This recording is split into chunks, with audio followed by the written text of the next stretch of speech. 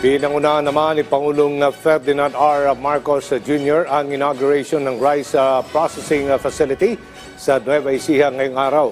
Ayon sa Pangulo, bukod sa lilika ito ng karagdagang trabaho, ay mababawasan din ang nasasayang na ani ng mga magsasaka na tutugon din sa pagtitiyag ng food security sa bansa. Si Vel Custodio sa Sentro ng Balita, live.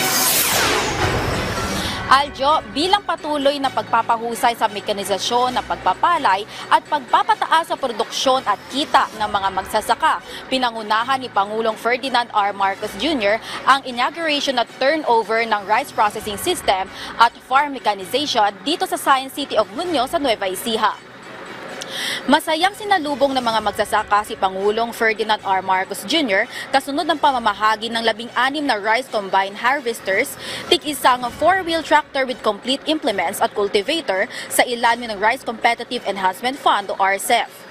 Sa pangunguna ng Philippine Center for Post-Harvest Development and Mechanization of PhilMec, nilalayo ng rice mechanization component na pababain ang production cost ang humigit kumulang 2 hanggang 3 pesos kada kilo sa pamamagitan ng paggamit ng angkop ng sistema ng mechanized production technology.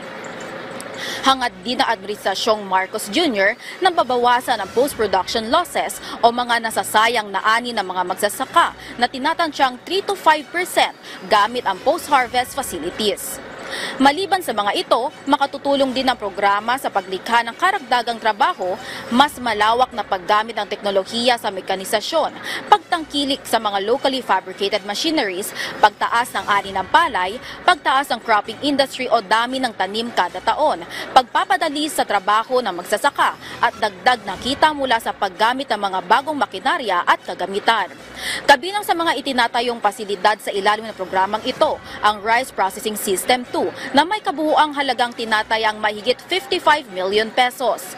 Isa itong multi-stage rice mill na may kapasidad na 2 to 3 tons kada oras. Kabilang din sa ipinamahagi ang 2 recirculating dryers na may kakayahang magpatuyo ng hanggang 12 tons bawat batch. May kabuuang halaga ang mga dryer na 8.66 million pesos.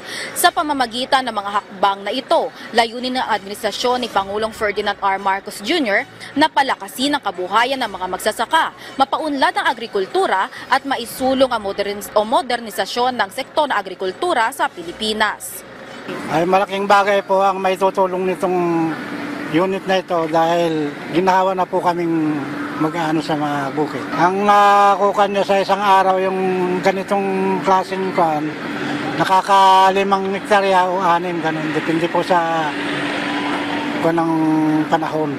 Halimbawa may ulan na, pwede na namin ikuan kagad para maayos na. Kasi unang-una si Presidente na mismo ang pumunta at para makita at nagpa-update sa progreso ng mga rice processing systems at dryer systems. At napaliwanag nga namin na 145 na inatayo natin this year. Out of that, mga 95 ay completed na. The remaining will be completed in the next 3 months. So malaking bagay yun sa next harvest season. Ayon sa DA, mahigit 200 na ang na-procure na rice drying system nationwide at magdadagdag pa sila ng 100 para i-distribute ngayong taon. Balik sa iyo, Aljo. Maraming salamat, Vel Custodio.